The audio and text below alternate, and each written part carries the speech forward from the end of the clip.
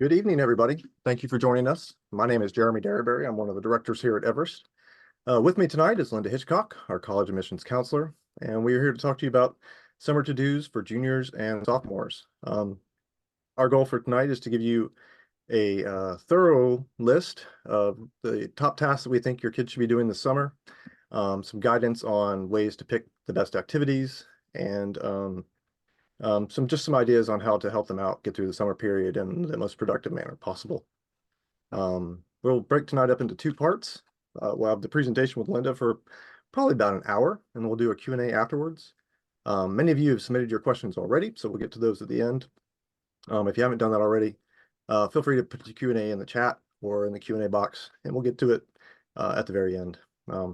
We are recording tonight, so I will send you a copy of the recording tomorrow, along with the presentation and any notes, things that we talk about.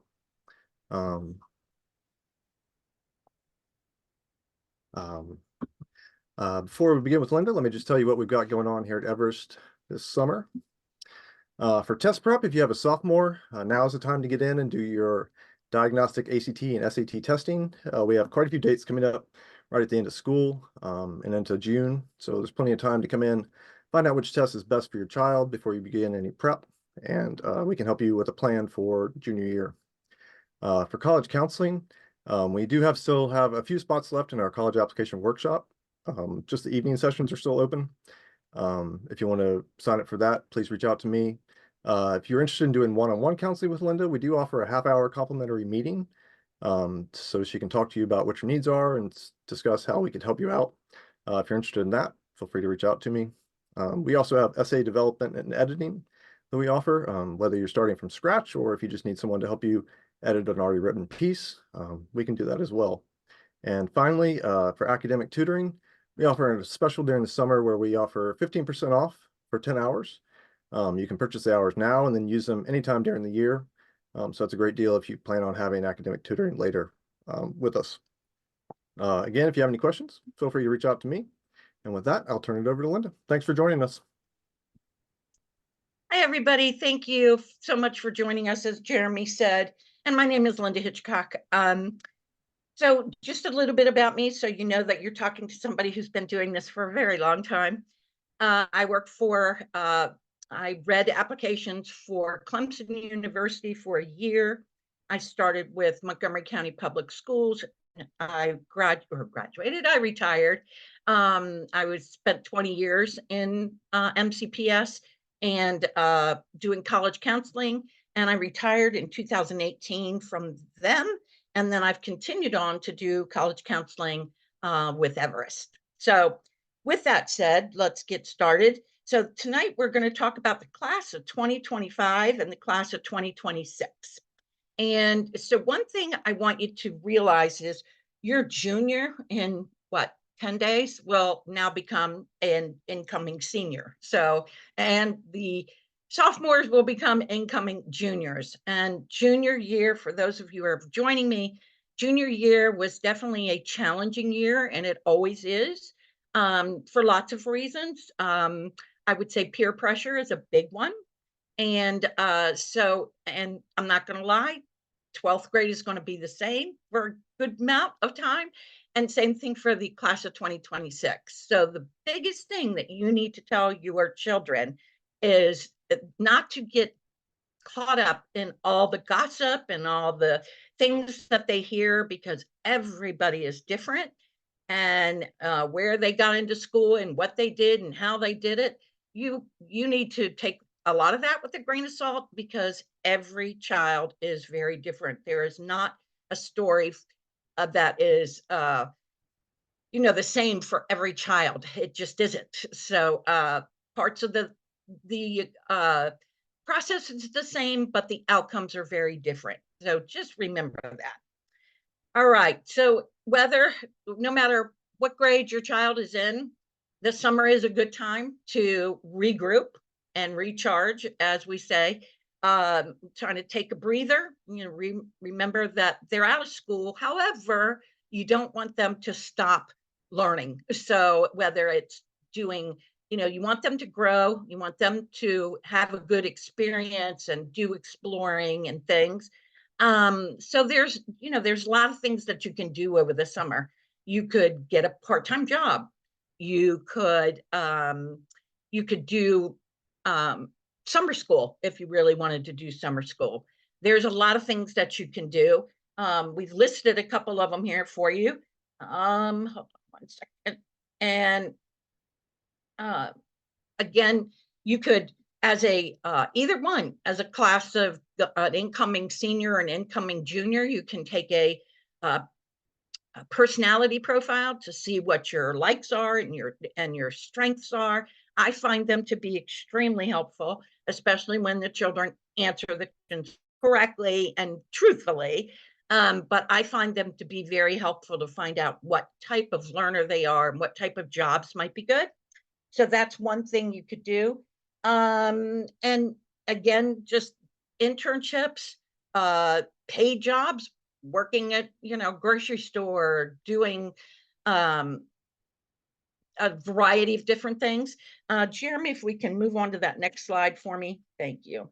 Um, so uh, once you do a self-assessment or a personality profile, a lot of times from there, you can do some research to find out what kind of jobs they are. What does a PR specialist do? What does uh, different types of law do?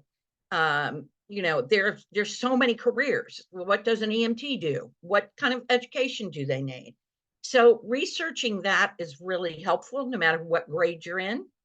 And then sit down and have your child kind of make a goal list. And I know when I was younger, I was like, well, what's really a goal list? But they should have something that they're reaching for and a goal that they're reaching for that's obtainable. So, that's a very important part of setting goals for all of us.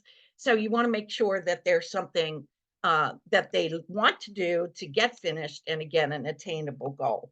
Um, so aligning your priorities and knowing what your personality types are, then you can move on. So, and again, when you do a self-assessment and research, it kind of gets the kids really excited. I had found that students realize, wow, I never even thought about this before. So it kind of just really sparks their interest and just, really says, wow, and they get excited and you're excited and they can explain different things. There's plenty of places to do that. Um, so the other place that's a really good place to look is the state of Maryland. State of Maryland has a whole job survey and a job information site that you can go to.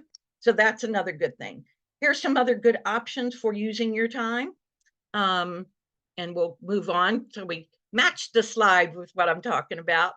Okay, yep, we did this one, building relationships with your community. Shows initiative and leadership. These are the things that you could do over the summer and be successful at. Here's some other ones. Let's see. Yeah. Yeah, thank you. So read every day. And even if it's not a book, then have them sit down and, read a journal or read a newspaper or read something online that's true. The other thing that I tell students to do all the time, and I wish they would listen to me, is watch a TED Talk. They're very helpful. You'd be surprised, or listen to a podcast. But reading also increases their vocabulary, which also helps them. A paid job. I always say paid jobs are a good idea. It doesn't matter what you do. Lifeguards, camp counselors, you name it, a job shows responsibility no matter what you're doing. And when you're applying to colleges, colleges love jobs.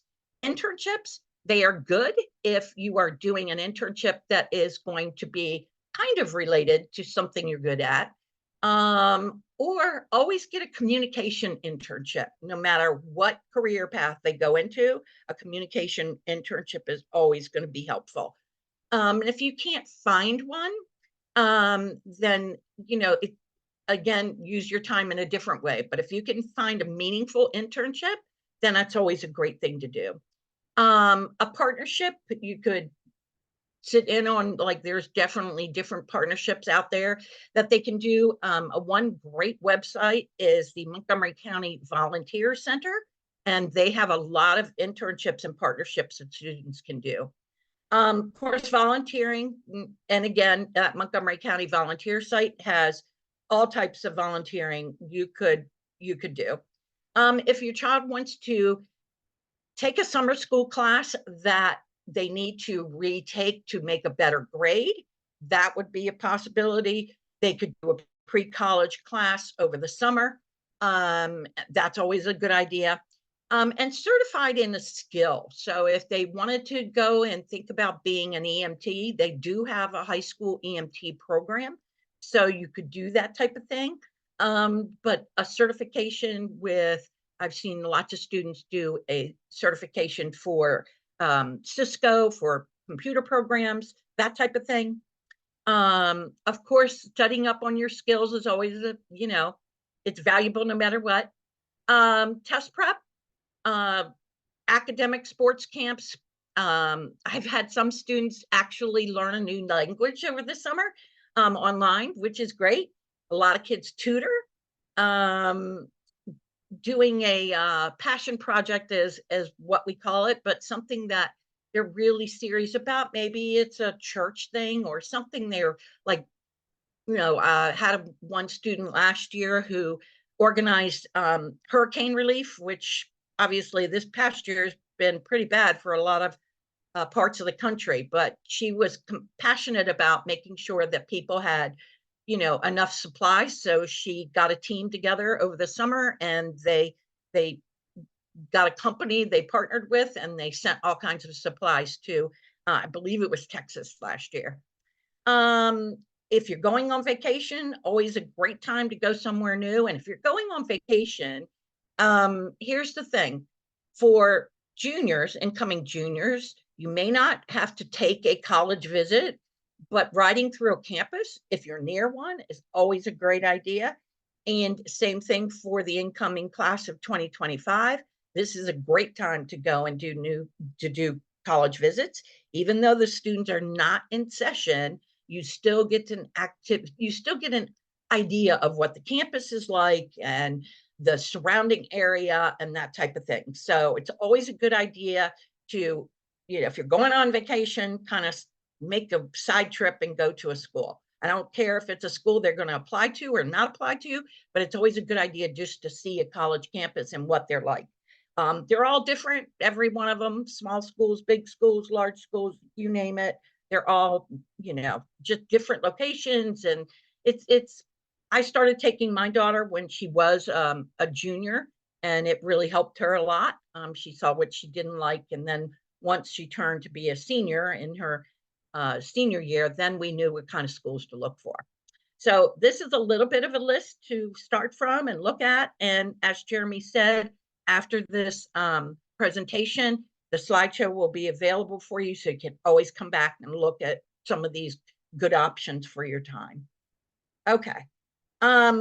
So admissions areas, and I named a couple of them. So the admissions focus for the summer is testing. And I know that that's been a subject with test optional. I feel a little differently about test optional because, to be quite honest with you, schools are looking for test scores. A lot of them have come back and said, nope, we're coming off the test optional and we are looking for test scores. So they're looking at a transcript, and they're looking at students that have done really, really, really well in high school, but they're not submitting any type of test score. They're not submitting, when the application will ask if they've taken, AP testing or IB testing, and they don't list any scores. I have to tell you, it's a red flag, and that's the truth. It just kind of, you have to have an explanation of why you didn't take a test, because a student that has all A's every year, straight A's, somewhere along the line, they should be proving that academic record, and proving it is a test. And that's why all colleges wanted a test before this test optional came along. And I'm going to digress and tell you a little bit about test optional as a college counselor. So, and I tell this story all the time. It's really not a story, it's actual facts. If you are sitting down and you are a president of a college and you are receiving, let's say, 60,000 applications, um, which you usually only received maybe 30 or 35. So now you're receiving an extra 30,000 applications at $75 an application. That's quite a bit of money. So you have to remember that a president of a college is thinking about financial gain, and that is a financial gain. So when they mean test optional, it still means that if you have a test, you're going to get looked at first. And I get it that the colleges tell you that's not true.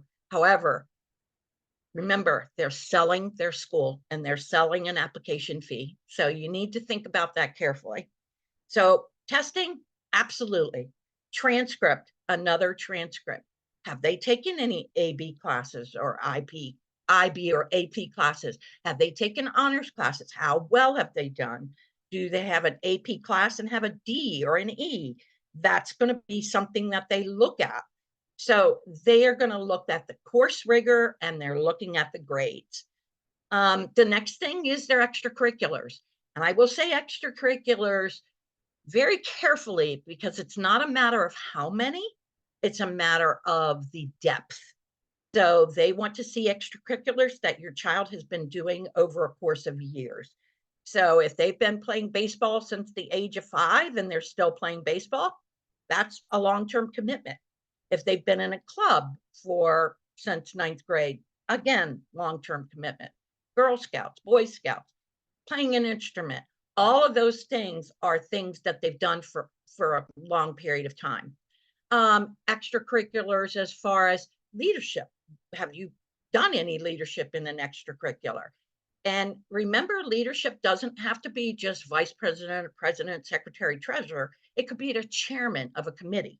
So all of those are very important, not only for your child to learn, but your child to get involved in school and do something out of their comfort zone. So extracurriculars are important. And again, it doesn't have to be in school. All right, so college research. This is more kind of like a demonstrated need, all right? So, or demonstrated interest, sorry. They want to know, have you been on their campus? They want to know, have you looked at their website? Are you actually interested in this school? Or are you just applying because you're just applying? So they are looking to see what you've done. They want to see your application prep. If what have you done in that area, which again means, you know, more of the extracurriculars. If you've done any kind of summer class at the school, that's great, but it's not a requirement. So don't run out and go sign up for every college, you know, class at a summer school because they're not always helpful unless you really need them. Financial aid, colleges are looking for that. Admission areas, they're looking for financial aid, and it's an area that parents need to look at closely. So, and we'll talk about this just a minute. So, testing, ACT, SAT, there are differences in the type of test. However, they are accepted by colleges everywhere. Okay, every school accepts them. There is no difference at all between one or the other. I have worked for Everest for a long time. And before that, even when I was in the school system, I will tell you, I would tell students to take both, to take a practice test or a diagnostic of both. Because you don't know what test is better for your child.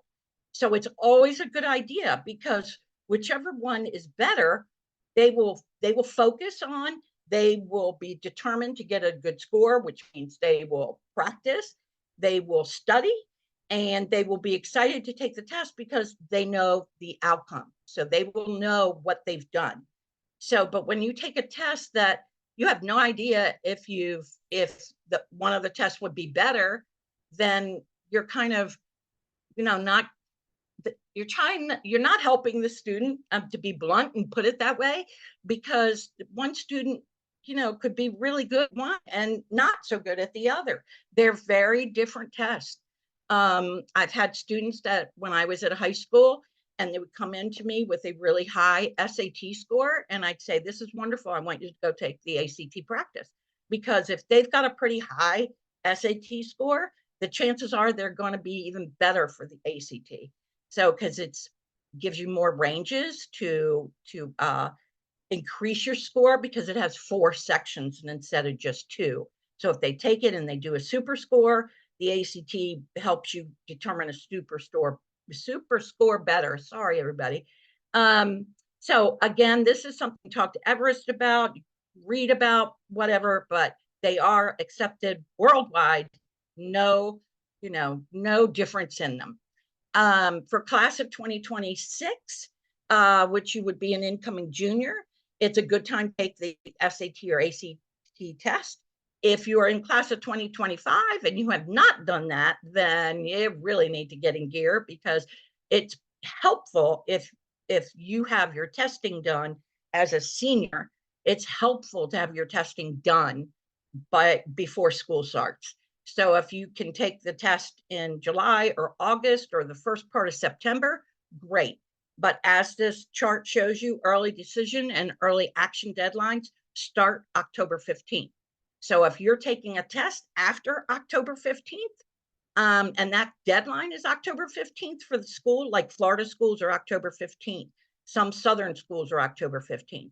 So, and you're taking a test on, let's just say, I'll throw out a date, October 24th. Well, they're not going to accept that test score. So testing has to be done before the deadline of the school.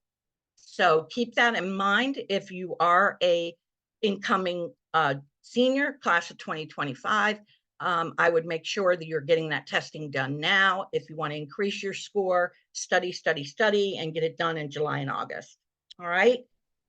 We will talk about that. You can ask any questions about that. Okay, transcripts and grades. So let's move on and talk about that a little bit. This is make sure your class, your junior class, you're finishing your sophomore year, and you think, well, it's not really a good, I don't really need to look at my transcript. Whether you're in the class of 2025 or 2026, you need to ask your school for an unofficial transcript. Okay, and get it soon. As soon as school is over, these should be ready by July 1st, July 15th at the latest. So whether you're a class of 2025, you need that transcript when you start applying to schools, and you need to make sure it's correct. Same thing for class of 2026. Take a look at that transcript. Make sure your classes are all on there, especially from middle school. If you have middle school classes, you want to make sure the grades are correct. Class of 2026 and 2025, if you need to do summer school, get it done now. Especially again for class of 2025, you need to make sure that you've got correct classes going in. You guys already had to pick classes, at least public schools had to pick classes back in January. But if you really had to change a class and you really thought about it when you've picked it in January and we're now into June, and you're like, well, I don't know if I should have taken that class, or maybe I should have and I didn't register for it. Well, this is when you need to go in there and talk to your counselor, because you can change them. So you even have 20 days by the time you get into school and you find out you hate that class and you need to get out of it. You go into that class and you realize, I am not going to do well in this class. Get out of it. Don't stay in there and hope you're going to get better. Or stay in there and make sure you get lots of tutoring. But you want to be in a class that you're going to be successful in. And if you need to make any changes, the summer is the best time to do it. But remember, you do have, I think it's 20 days. So I get it. I was a counselor in high school and kids would come in and say all the time, I need to change. And I'd say, well, there's no room, or you'll have to wait, or whatever, or you can't. I never said you can't, because you always can. So just remember that. If you have questions about that, you can always ask me. But, sometimes it takes a little pushing, but you can change a class, especially if it's going to help you be more successful. I That's my rule, is you want to be somewhere where you're going to be successful. Okay. All right. We talked about extracurriculars a little bit for 2026. Again, commitment, commitment, stay active. Okay, so if you've been in a club in freshman and sophomore year, it's a good idea to continue that club. All right. And then again, great time to find new opportunities. Okay, new responsibilities, whatever it is. Class of 2025, continue it, and look for leadership. And again, it's not a matter of president. Go in and say, I want to be a chairman of something. Class of 2025, athletes need to register with NCAA. The sooner, the better. Okay, if you want to play a sport, you need to register. You need to send them a unofficial transcript, and some of them are going to ask for test scores. So if you are an athlete, you want to check out that NCAA website. They will give you all of that information. Okay, and we named a lot of different extracurriculars that you can do. And if you have a question about them, you can always email us and say, my son or daughter is doing this. What do you think? Okay, college research. So I talked about this just a little bit, visiting schools, and again, seeing schools when you're class of 2026, taking that personality test, even for class of 2025, if your child hasn't taken a personality test, there's some great free ones out there. 2026, think about your major or profession, talk to people. I find that kids do change their minds, but it's a good idea to try to, seek out different types of professions and opportunities, because so many things are changing. So start researching school requirements. So again, class of 2026, you're walking into your junior year. Let's say the school requires 4 years of a lab science. Well, you need to start planning out your schedule to make sure that you have that lab science. Or if you're thinking about being an engineer, what physics class do colleges want, right? You need to ask them, email the school, what type of physics class is required? So then you can take it in your senior year. And virtual visits in it. And I said, if you're in an area, go and see it. Even if it's not a school that you think you're going to like, go see it anyway and look at the town. So application timelines for the class of 2025. This is a time to start making a spreadsheet of the schools that you're pretty sure you're going to apply to. Narrow down that list, 10 to 12, no more than 15, everybody, no more, because it's a lot of work. And when you start getting into the 15 range and you start having 3 essays per school, you're going to run out of time, or you're going to run out of steam. And then you're just not going to do the essays. You're just, between being in high school and doing all the requirements in high school, and then your extracurriculars, whatever it be, a sport or club or outside activity, plus writing, 22 essays, it really is time consuming. So narrow that list down, no more than 15. And know what types of requirements there are, how much it's going to cost, and the timeline. So when do they want it in? Can you apply early decision? Can you apply early action? Some schools don't have early action. So what's that deadline? So this is a great time to start putting all that information together. So when you start doing your applications, you have it, you're pretty active and you know what you're doing. Again, go see schools. If you have not visited and it's on your list, try to go see it in person. If you can't see it in person, then reach out to the school and say, I can't see it in person. Will there be a representative here in the summer to talk about the school? Or is there, a website that I can go and, walk in and not walk in, but view a class online? Ask them things, find out, because just tell them, I can't visit in person, but I'd like to know more about the school. Again, demonstrated interest, and find out who the local representative is. When you go visit a school, I will tell you, they work, 12 months a year. It's not like they're not there in the summer. So you can find out who the local representative is And again, keep their card, keep their name, because you want to make sure you know who's reading your application. And as it says, it's a good resource. So you may have questions once the application is available. You may have questions. Exactly what does this mean? Or what if I don't want this major? But you might just have a question regarding something different. So again, make sure if it's a Maryland representative in every school, no matter who they are, they have either a regional rep, which covers the state of Maryland, or they have a state rep that is only for the state of Maryland. So again, things to look for. Okay, let's do some application prep. So class of 2026, begin your resume, all right? Have your students write down what they've done all the way through.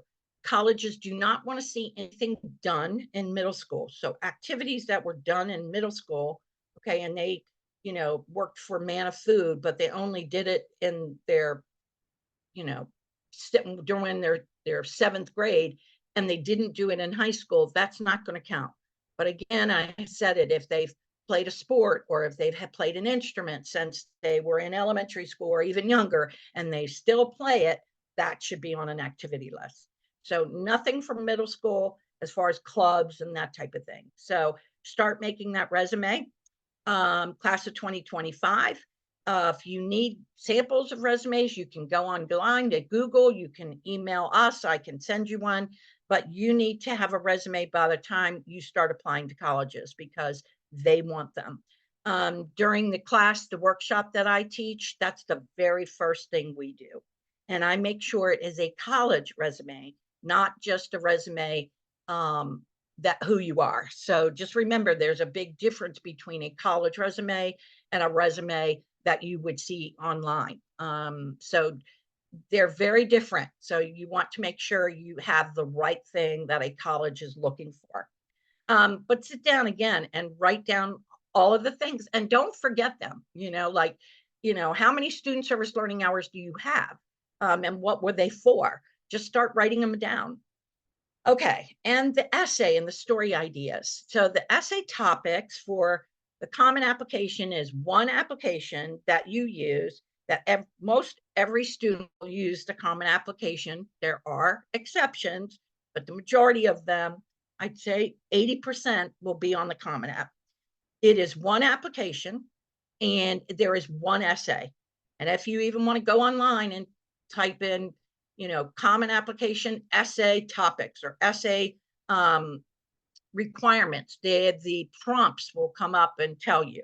So you can start looking at those prompts and getting ideas. And I always tell everybody, it's not an essay, it's a story. So it's a story. I wish they would change the name of it, but they haven't yet. So, but it is a story, a well-written story about the student or accomplishment or whatever, but it is a story, not a typical English paper essay. They're big differences. But start thinking about it, brainstorming.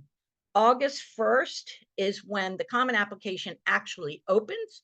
There are things that you can go in and fill out now, but they're basic information, address, parents' information, but none of the school information you can fill out yet until August, because the information isn't updated. Your official transcript, classes that you're taking, all of these things might change before you submit your application. So I tell kids not to do it.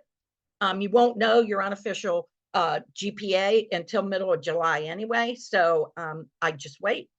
And then the actual applications for each school. So the common application is one application, and each school has its own application portion on the common app. And I know that sounds a little confusing, but just remember the common application is one data collecting, and then the other part is the school collecting information. So there's two different pieces, and many colleges have their own essays requirements, and they will not be posted until August 1st. So if you know you're applying to schools that you know have a lot of essay requirements, Again, they're not updated. So they change every year. A lot of schools do not keep the same one, especially Chicago and the California schools. A lot of them change them. So I would not have a student start working on those type of essays because we don't know what they are yet. But if they could just practice writing a story, I think that might help. And looking to see, have them open up a novel. What's the novel? It's a story. It's it's informational, but it's not it doesn't read like a newspaper report. It's a story. So if they read stories, they can see that there's a lot of details and action verbs that are there.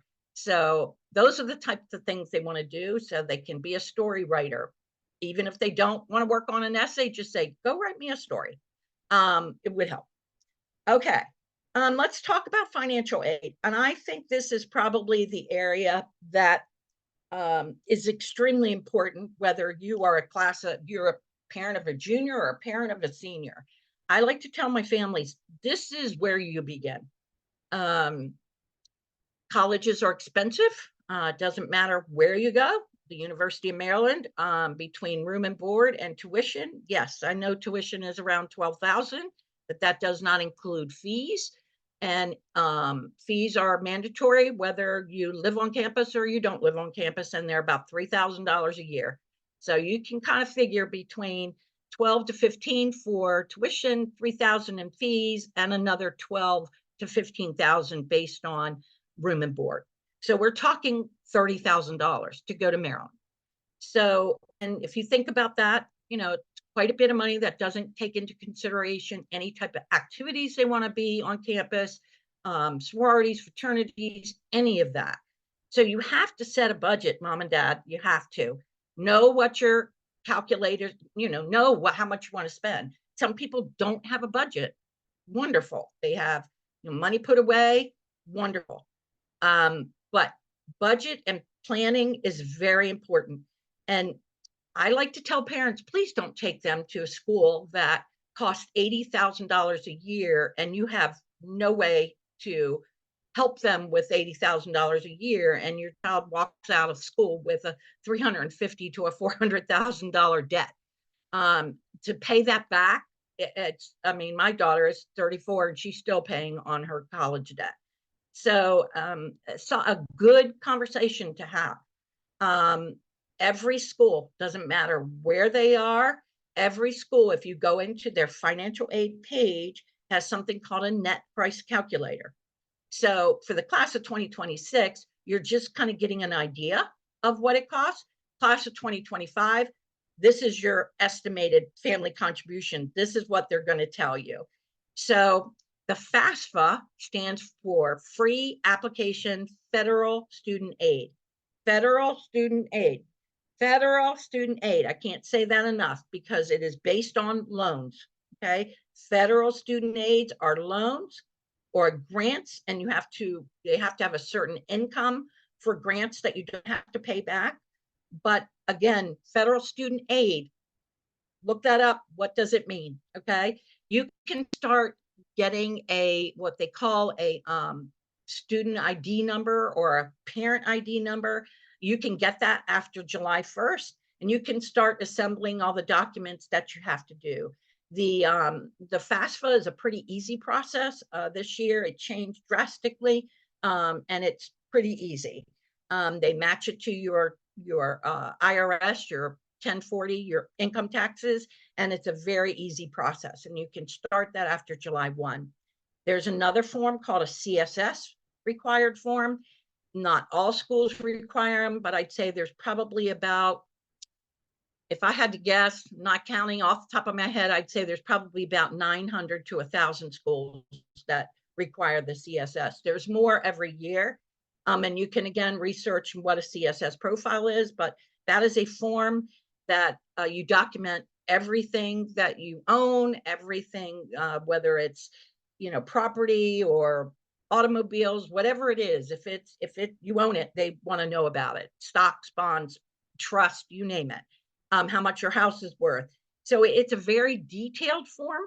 And if when you go and visit schools, that would be a really good question to ask.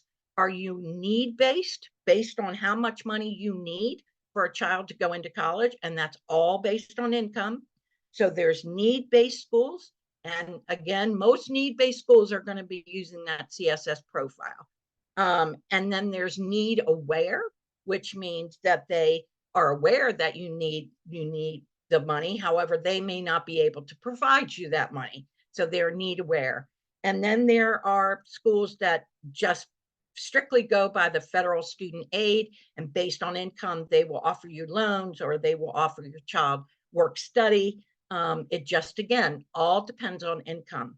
There are so many websites out there for financial aid information. I would always stick with something through the government or through the state of Maryland, but a organization. Don't, I would not go and just type in FAFSA and go to anywhere, because you don't know what kind of information you're getting. So I would definitely stick with the government sites and the state sites. Okay. Research scholarships. So juniors, class of 2026, there are some scholarships out there. There is a scholarship for essay writing. And I'm not real sure exactly what the name of it is, because they've changed the name so many times. There is the Coca-Cola scholarship that juniors and seniors can apply for. So look at them. There are many, many, many search engines out there. We can even put together a list of those search engines for you, but start looking for them now. And I say to my kids when they're in my workshop, I make them, okay, let's go to a search engine. Let me show you how to find a scholarship. And I show them exactly how to find them and what the requirements are. So it's just a really good idea for your child to start before they get into school and before all the application deadlines hit, and again, all their activities that they're doing. If they could just apply for 1 or 2 scholarships over the summer, it just would be a wonderful thing. And again, when I do my workshop, we go into scholarships and I talk about them and I make sure the kids understand them. So if you're a parent and you say, nope, you have to have a scholarship, like we need a scholarship, then you want to find out. You can also research for the school end and do scholarships, and another thing that I do during the workshop as well. Okay, so again, that's a conversation. It could take another hour and a half to move on. So we'll just, if you want more information about that, let us know. All right, so how to have the successful summer. All right. Prioritize your students' needs, whether their student need is to retake a class, whether a student need is to increase their knowledge about a specific subject. That is something that is a student need. Okay. If health is more important right now and just to relax after a strenuous junior year, then that's fine. That's always needed, always a great idea as well. However, I would make sure that your student comes first and take care. The pressure that some of these students are under, whether it's in school or with their friends, it's a lot compared to, especially even when my kids went to school, which wasn't that long ago. So within the last 15 years of them graduating from high school, it's a totally different environment now than it was, especially because of all the Googles and all the websites and all the Facebook. 15 years ago, my children didn't have that pressure, Instagram and you name it. So again, stress factors, I would try to eliminate as many as you could. Sustained commitment. We talked about this before, making sure that your child, if they're in an activity, make sure they stay there. If they haven't found something they just absolutely love, try to find them something, okay, that they can be committed to. And again, kids are sometimes they're lifeguards and they're committed to be a lifeguard. Keep it going. It's great. Activities we told you about, making some goals, set 3 goals for them, whatever aligns to those goals to help them to succeed in their goal. Build relationships and connections, again, through admissions representatives, through friends that do a different, type of job. careers. I, I went somewhere recently and where I live, and they were having a career fair, and they had all different types of possibilities of jobs for students. And so it was really helpful. So if you know your neighbor does something that you might want to do, go talk to them, brainstorm with them. If you know somebody just got home from college, talk to them, find out what it was like, ask them questions. What did you really like? What did you hate? What was something that you never expected? These are the times to ask the kids. They will tell you. Everybody will tell you. And so again, organization is key no matter who you are, whether you have a freshman, a junior, a sophomore, junior, or senior. Organization is key, which again, in my workshop, they stay organized. So that's, I think that's probably the biggest thing that I stress to them is they have to stay organized, no matter what they do, whether it's classwork, applying to colleges, but they need to stay organized. And be truthful to yourself. They need to understand that, okay, maybe they're not taking multivariable calculus. It's okay. Don't take something that you're going to go in and not love, right? Just because it's a good thing that looks on the transcript. Know what you can do and what you can't do. And don't exceed it just because you think that's the best thing to do. It's important to navigate this college process, but not to kill yourself in the process of doing it. And so, I promise there is a college out there for everyone. Everyone, no matter what it is, there is a college out there. And aligning your activities and your long-term goals, you want to make sure that that college has the things you like. When you go there, ask about activities. Do they have water polo? I don't, ask. Do they have, pickleball is a big thing now. I can tell you it's probably on every campus.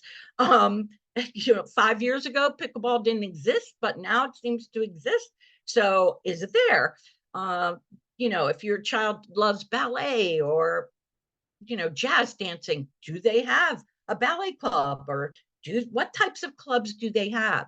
Find out something that's going to motivate them when they're at a school. That's always fun, because I found a lot of kids. One year I had a student, and he really loved race cars. That's what he really wanted to do. And we found a school that had believe it or not, a Formula One. If you don't know what a Formula One race car is, it's a very high powered race car, but he loves them. And we found a school that had a car club, and he was in heaven. So again, it's not all football games and basketball games. There's a lot to go in college that goes beyond what the kids see on TV. So I would make sure that, when you visit, you look at everything, whether it's the town, the living arrangements, all of those things. Do they guarantee dorm life? These are all things that you should start looking at, whether you, again, 2026, 2025, doesn't matter when. You need to know all these things. So when your child starts applying to schools, you have your list in order. And I like to tell my clients, build a list, build that list. What's important to your child? And then start looking at it. And that's the way to build the list is, yes, a career is important. Don't get me wrong. And if they know they want to be an engineer and they are set on it, phenomenal. Then you want to start looking at good engineering programs. But if they don't know, okay, it's okay that they don't know. They can go in undecided. They can, again, I feel communication is a great field. It has so many opportunities, and everybody needs communication skills. So look at that. But you don't have to know a specific major. It's not that important. I would rather have a child look at their personality traits and how they're going to learn. Are they going to learn in a big school, sitting in a auditorium with 400 kids? Because I will tell you, if the school is over 20,000 students, they are going to be sitting in an auditorium with 400 kids. There's no way they're not. So those are things that you need to look at. If it doesn't bother your child, great. but they should count on for at least the first couple years to be in large class sizes if it's a big school. Um, those are priorities. Again, finding out what's so important. Moms and dads, I know what was important when I went to look at schools with my children, and that was the location. Where was it? Was it easy to get to transportation? If I was flying them home, was it easy to get to the airport? Did the school provide transportation? Are there, like Virginia Tech, they have a bus that comes back to DC every weekend. So these are the things that you want to find out, because that's key to you. When is my child coming home, or are they coming home, or whatever the case is there relatives that live close to the school that your child wants to apply to? These are things that you should be having your conversations with right now. And again, money is a big one. I just can't stress it enough. I have seen children that have applied to schools that are way outside of parents' budgets, but they wanted to apply anyway. They got into that school, and the mom and dad are like, nope, you're not going. Well, the child just spent, an hour and a half, 2 hours, whatever the case may be, to do the essays, to do all the, interviewing, whatever they had to do to get into that school. And now all of a sudden they're told no. So think about that one. It's just really important for parents to set limits. If there are no limits, great, wonderful. But I would say a lot of parents do have limits. And I'm going to tell you another thing that you might not like to hear, but the majority of students are probably going to have to get their master's degree to go into teaching. I will tell you that their teaching certificate you have to have it, but a lot of public school systems are saying that they want you to have a master's when you walk through the door. So not every school system is like that, but there are a lot.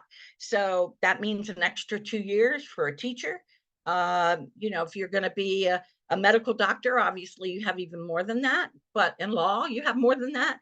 But there are many different business majors. It's a really good idea to have your MBA. So these are things that were very different 10, 15, 20 years ago, 30 years ago.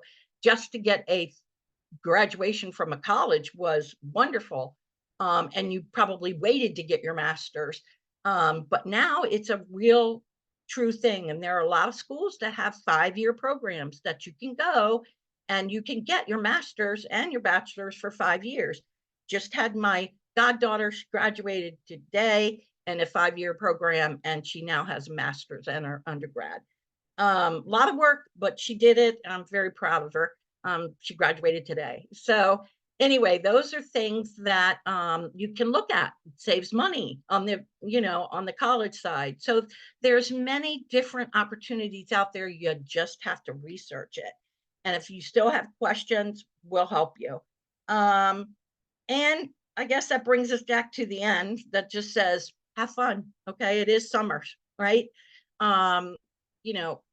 Great time. Take a vacation, check off something that you've never done before. I would have loved to have done that with my children. Unfortunately, when I worked in the school system, I worked 12 months a year. So I didn't get to do that a lot with my kids, but I wish I had. So, but have fun. Not every ounce of this summer needs to be about college. So give them time to breathe. And remember, you guys, I think there was a question in there about timelines and application deadlines. I would say the majority of them, early action, early decision, some schools call it priority. Those are all pretty much either October 15th, November 1st, some have November 30th, and some have December 15th. Regular decisions, the majority of them are going to be January 1st. Some even go up to March 1st. So every school has a little bit different. When is the best time to apply? Early action. If they have an early action application deadline, you want to apply by then. If they don't, and for some reason you have to bring up a grade, which was the case of my daughter, she had to bring up a grade in a course, and she wasn't able to apply to a school until January 1st, until regular deadlines, because we needed to have a first semester transcript. So there wasn't any sense for her to apply to a November 1st deadline school, because she didn't have the transcript she needed. So yes, she waited. So it really depends upon your child, but I would say anytime between October 15th all the way up to like March 1st, some are even April 15th. There are schools that are called rolling admissions, Penn State, Pittsburgh. There's a lot of different schools out there that have rolling applications. If your child has their application done and can submit it by September 1st, because you're not going to get a transcript until September 1st. Might not even get it until like the first week of school. So, but if they can have everything ready by September 1st, believe me, they'll get a reply back from some of these schools that are rolling. They'll hear by the end of September. So, which is a really great thing, really excites kids when they hear back a yes that early on in the process. So there are rolling action, early action. Again, there's many different deadlines, and that's what you want to research to find out. And when applications are due, but you'd like, so if let's just say the application is due November 1st. During my workshop, I give the kids an October 15 drop dead deadline. That's it. I want their essays by October 1st, October 15th. So we have time to edit them and get them back to you and have you edit them, because this is a process. It doesn't just happen overnight. So if they're applying to a school by November 1st, they want to have everything done. It's a lot easier to submit that application on October 15th, 16th, 17th, rather than waiting till October 31st at midnight to submit everything. I will tell you that will create more stress for you and for your son or your daughter. So I tell them keep a calendar, and that's what I embrace when I am in the class and I teach them. And we are going to have a deadline of October 15th. And if they don't, and I don't hear from them, I'm emailing them. Where's your essay? Need to see it. What's going on? So that's the earlier they can get their application in, the better, and takes a lot of stress off of them and off of you and off of the teachers. I read some of the other questions if I hadn't already answered them, but I will take time to say about letters of recommendation. So for the class of 2025, it would be a really good idea to start asking those teachers before they leave school and what they will want to ask them if they are willing to write a letter of recommendation for you or for your son. Your son or daughter has to do this, and they really need to do it in person. It really should not be doing this over email. They're asking for a big favor. Teachers, this is something to do in addition to teaching your child. So they don't get paid extra for it. It's their time for doing it. So I tell them, you need to go in person and ask them for this favor, because it's only the right thing to do. So I would do it before school lets out, because some of these teachers might be retiring. Some of the teachers might be leaving the school. If they're retiring, we'd have to figure out another way for their child. You want to make sure they have two solid recommendations that from teachers that will be the following year, and they're not retired, because it's very difficult for a retired teacher to get their recommendation letters to a school. So that's something you want to take into consideration, and also considering if they're moving out of the state, it's just difficult. So everything is done online, and it's done through the school with a program called Naviance. And if they're retired, the teacher can't access Naviance. And if they're moving out of the region and that school doesn't have Naviance, they can't access it. So that's that thing that, especially for incoming seniors, you want to make sure that they ask that question. So they want two teachers, and they want academic teachers. They want 4 classes. So English, math, social studies, science, or a foreign language, especially if they've taken foreign language for 3 or 4 years. A foreign language teacher is always good, but not a gym teacher.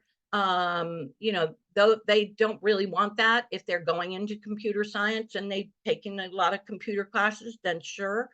But again, they're looking for core classes. So, and I tell students all the time, you want to have a relationship with a teacher that, doesn't get back their homework on time, and, maybe not be as organized, that you've might like, then you need to think about that, about getting your letter of recommendation in on time.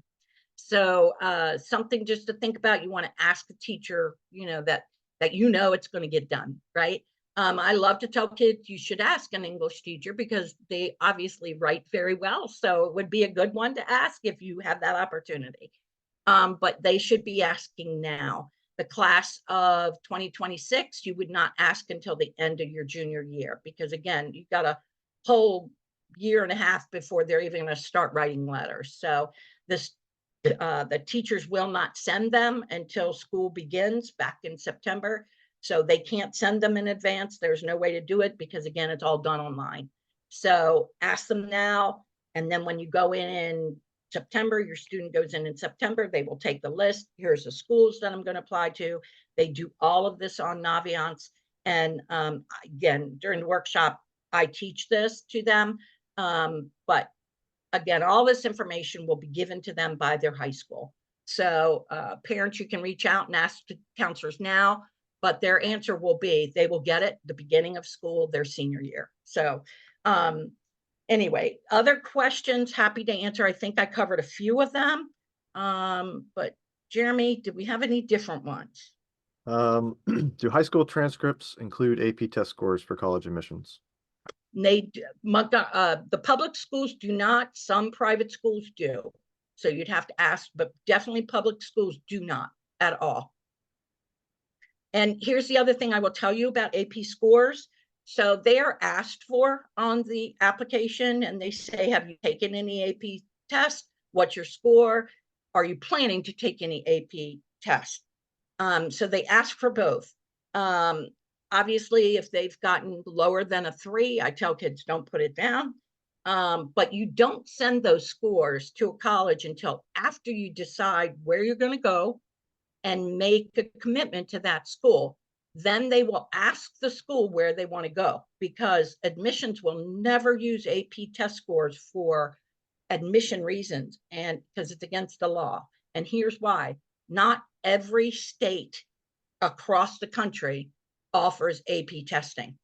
So there's a lot of schools that don't even have it. So it wouldn't be fair for, the kid that lives in Iowa or South Dakota that never had a chance to take an AP test, and your child has taken 8 of them, right?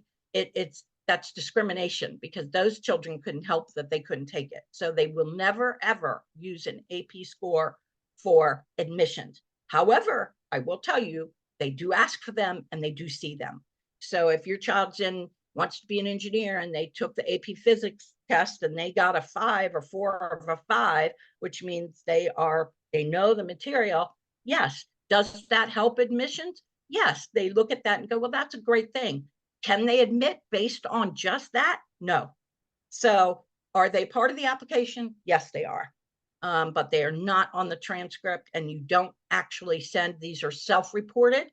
So I tell the kids you can't lie, because if they're self-reported and they come back and ask for it when you actually go to that school and they see you lied, well, guess what? They're going to obviously not give you the class credit, and I can't imagine that you would be in that school much longer. So again, they can't exaggerate. A score is a score. All right. Anything else? How can you find colleges that are a good match academically for a student? So that's a great question. You have a student that is, well above a 4.0, they might start looking at the honors programs at different schools. That's a question that you should look at their average GPAs going in, and every school will kind of tell you that on their website. They'll say the average student applied to us, they had a 3 point whatever it is. When you visit these schools and you see these numbers, you need to ask them, is that a weighted GPA or is that an unweighted GPA? Because again, in California, their weighted GPA is on 100% score. So their GPAs are going to look totally different than somebody from Montgomery County. So you need to ask them, what do they look at? Some schools will take out all the honors credits and only give a 4. They won't give the 5 for an honors class. However, they might give that extra point for an AP class or an IB class. Some schools don't give credit for A, B, or IB. So you got to ask them because every school is very different. And some schools like South Carolina and Georgia and all those school systems, they only count 4 classes. That's all that counts. And they're not going to count chorus. They're not going to count art. They're not going to count PE. So all of those classes come off that transcript and then they recalculate it. So again, you visit schools or you want to reach out to that college admission person. Do you recalculate a GPA? What do you do go on to a weighted score and unweighted score? These are all good questions because it's going to change the whole psyche of, are they going to get admitted or not? And what type of school are they going to? What's the average GPA of their admissions? And ask them. They'll tell you. They'll tell you. Some schools might come back and say, well, we don't have an average. Some schools don't like to tell you that. And how do you find out how academic their classes are? How, what's the level of their academic? Go into their website and look at some of the core classes they offer. What are they? Do they offer a wide range of core classes, or is it just freshman English 101 and everybody takes the same thing? So that's the way to determine the academic rigor of a school. And again, question to ask the school. And if you're not getting the answer you want from the admissions person, I tell students to talk to an academic dean. They really want to go into the journalism department. Find out who the academic dean is in charge of that specific program. Email them. When I used to visit colleges, and I still do, we would get presented with this all the time. College would say, have your kids email us. We'll talk to them. So academic deans love to talk about their programs, more so than admission reps, because admission reps are salespeople. Remember, they're selling their school. We have, brand new gym, and we have a cafeteria that has every variety of food you can imagine. That's what they know about the school. Some of them that actually attended the school will be able to answer specific questions about academics, but sometimes they can't. So again, if you've got a question like that and you're not sure, you can email me and have your child ask. If they're in the class or the workshop, they certainly can ask. But that's really a good place to start too, is with the academic deans. But looking at the core classes, that's how you're going to know whether it's a good academic fit. Hope that helps. Kind of a hard question to answer, but a little bit of info. Timetable. I kind of gave you all a timetable of where you are for the admissions process. Financial aid process, kind of a timetable. Was there something about the admissions essay guide? I can't say that we produce a guide, but I will tell you the biggest thing that you might not hear is they'll tell you it's a story. So if you could just remember that guide, that will help you greatly and your child greatly. All right. And the letters of recommendation, if you're applying early, the sooner the better. Okay. Anything else? Any other questions that people had that we didn't have in advance?